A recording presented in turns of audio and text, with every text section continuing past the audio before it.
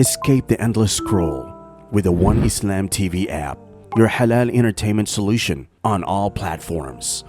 One God, one message, one purpose of life. Subscribe now. Thing for us to understand that preparing for Ramadan is that we cut down on the foods before Ramadan. Cut down on foods, cut down on eating, cut down on the amount that you eat, cut down on habits that you have. Let's say, for example, you have teas, right? Some people get headaches in the beginning of Ramadan. Some people suffer every Ramadan. First 3-4 days headaches. Why? Because they cut down on the teas. Why are you addicted to so much tea and coffee anyway in the first place? Why on earth have you got yourself in the habit? Some people, it's like, oh my God, I've got to have this, pan, or have this chewing gum, I have this other thing that you got. Cut all of that out. I mean, you should cut that out from your life anyway. You shouldn't have anything that makes you so addicted to it that you can't live without it. But cut on that before Ramadan comes. It makes you feel better.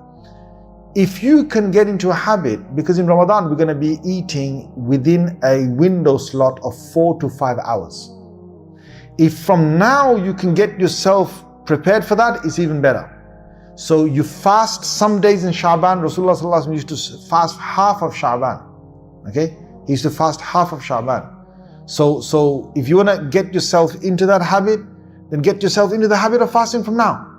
If not, at least get into the habit of restricting the number of hours you're eating in, because then the body gets used to, it'll make your life a little bit easier to have that. Now, long term, we want to keep up this habit. The habit of eating a little less and eating every day less, and your body gets used to it. Subhanallah, there couldn't be anything better.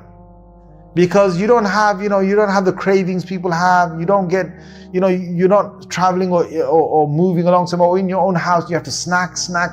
This whole thing about snacking is a very new thing to the human generation. In fact, we only snack in the West. People don't snack in the East a lot because they don't have the money to have the snacks, okay? So we only do it in the West. And when we snack, you're just snacking for no reason, really. You don't need that extra snacks. To have a gap of 6 hours or have a gap of a few hours without food is really good for the body. It's really good for the body, because then the fat that's stored in your body starts to get eaten up. Do you know that we've got a lot of fat in our body, especially in our stomachs and so on? And to have long periods of hunger actually eats into that fat and it breaks it down. So it's a lot healthy, a lot good, a lot better for us. And you feel a lot more energetic, a lot more sharp when you're eating less and when you're not eating, especially when you're not eating the junk foods or the fried foods or the unhealthy foods. If you cut out that stuff from your life, you feel a lot better. It's better for your health long term. You cut down on your sugars, you cut down on things that turn into sugar. Like, for example, rice. When you have rice, it turns into sugar in your stomach after a while. Your bread, your chapatis, your naans, all those bread that you're having, it turns into sugar afterwards. So therefore, if you can cut down on that. I know a lot of us habitually, because of our culture, we are accustomed to certain foods. But God did not send us a Moses tablet to the Torah, to the earth, and say, you better eat. Thou shalt eat 3 times a day rice. Thou shalt eat 2 times a day. There's no such thing that's come to us that you must follow your culture. You can change your food habit. You can change your cycle. You can change it to different foods, healthy foods. And you can change to having less food. In fact, the plate size that we have, you can start off by changing the size of the plate. The bigger the plate, it's a thing that your mind tricks you in. Your mind says to you that I've got to have 1 plate of food. So now if you have a big plate, you're going to end up having that big plate. But if you just cut down on the size of the plate, you'll eat less. If you cut it down again, you'll eat less. And some people think, no, I've got to have food 2 or 3 plates full. That's because you made yourself a habit. If you make yourself from 3 plates of food to 2, then slowly you move it to 1, you'll get used to it. You'll be fine. The amount that you cut down on, you will be you'll feel a lot better. And soon you won't even realize that you ate less.